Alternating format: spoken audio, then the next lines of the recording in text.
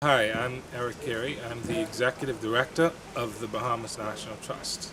My name is Janine Ballard. I'm the Parks Planner and Community Liaison Officer with the Bahamas National Trust. 50 years ago, something really incredible happened. About 50 years ago, there was an expedition that came out to the Exuma Keys Land and Sea Park where a group of people came in and took a look at the areas to try to see what was here and if this area was viable enough to have protected as a national park. Well, in terms of the 50th anniversary, this is a milestone in the life of the Trust. The Parks Division has been working very closely with the scientists who we've developed a relationship with over the last 50 years. And what we have here today is a culmination of that partnership with the Following in Their Footsteps expedition. So we're hoping that after this expedition that we'd be able to gather critical information on the areas in South Andros that has not been explored previously, so that hopefully that would lead to a proposal being submitted to the government to have areas protected in South Andros. I've been with the Shedd Aquarium for almost 29 years now, all as the captain of their research vessels, this one the RV Coral Reef 2. The Trust asked the Shedd Aquarium if they would be willing to donate the boat so that we can follow in the footsteps, so to speak, to recreate the steps that were taken 50 years ago in the formation, the creation of the Exuma Keys Land and Sea Park. I'm one of the captains here on the Coral Reef 2. The group that we have on board here now, a lot of them have already been doing a lot of work here in the park. We have another group that's doing nothing but just the bottom structure, what kind of corals, what kind of shape they are in. So we're essentially at our halfway point. We have 3 more days of surveying to go, 2 more islands terrestrially to get to, which I'm very interested in. I think as important as anything else, we're going to get to an island that's had the Hootia, another island that had the Hootia introduced. It's been introduced for much longer. We're going to get to a number of other reef sites. So we look forward to seeing what all the scientists here have to say. I think a lot of what we're seeing, we don't know if it's a park effect yet. That's true. We're seeing differences between regions, one of which has a park. And we will only know if there's a park effect once we look within the region, inside the park versus outside the park. Absolutely. To be really scientifically defensible, we have to take that next step and make that comparison. What I've been doing in the park is doing a typical survey that's done throughout the Caribbean region and in the Bahamas, which is looking at the biomass of fish of particular species in the park. And one comparison that I can make between the park is and another region in the Bahamas is the Ragged Islands, which is a very isolated island chain within the Bahamas.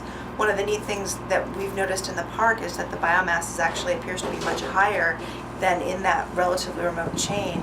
Again, more evidence of the park influence and the fact that it's protecting species. You end up with larger species overall that are able to reproduce, and we're also seeing much higher diversity in the park as a result. As a member of both the terrestrial team and the marine team, I've been pretty privileged to see both sides of the picture. So far, birded on Broderick Wells, where there were Hootia, and the damage that the Hootia was causing is quite clear. It's unfortunate that this endangered species in the Bahamas is causing so much damage to the plant community, because the Hootia is actually stripping the area of the characteristic thick coppice. My interest on this trip was really focused on lionfish.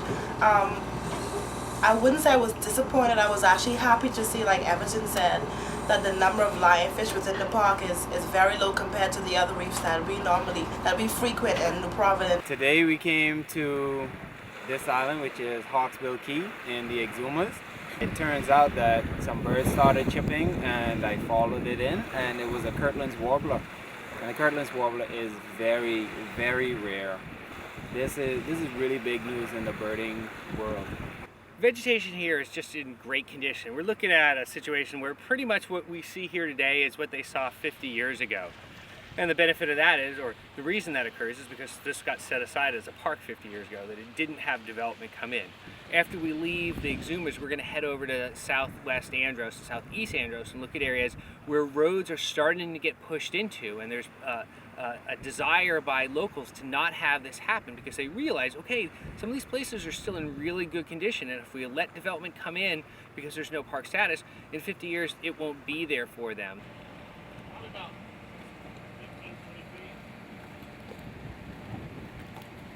Okay, the trick here is to get him as flat as possible and his neck straight as possible. This is good. He's gonna get his neck.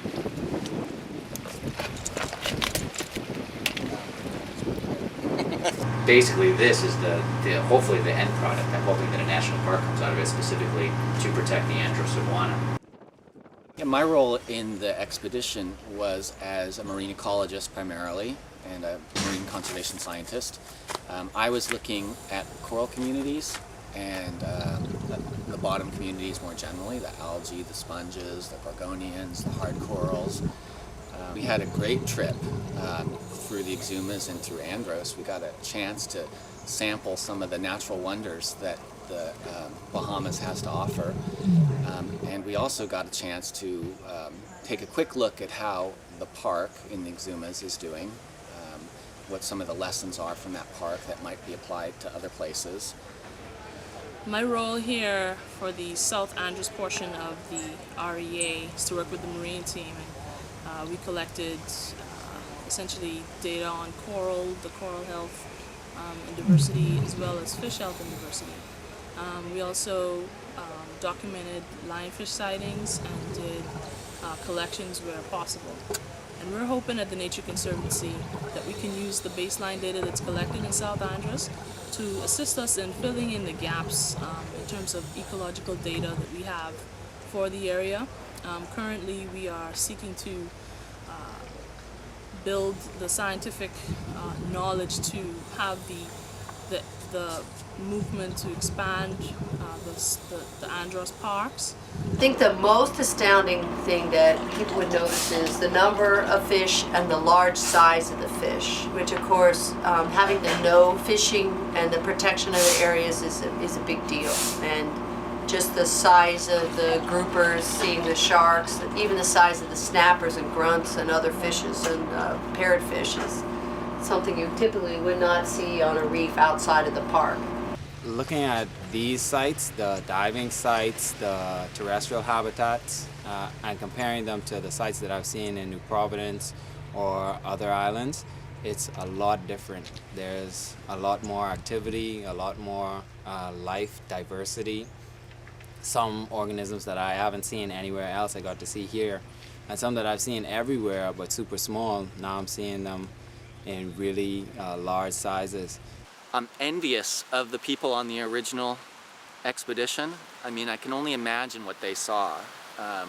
You know, things have changed worldwide, Caribbean-wide, Bahamas-wide since that time, and I don't think, you know, we'll ever see again what it was like then. We face enormous challenges in conserving biodiversity and the ecosystem services that it produces. You know, I think humans are up to the challenge. I mean, you can provide a lot of examples of improvements in local environments. You know, I think the world is moving in that direction, and will continue to move in that direction.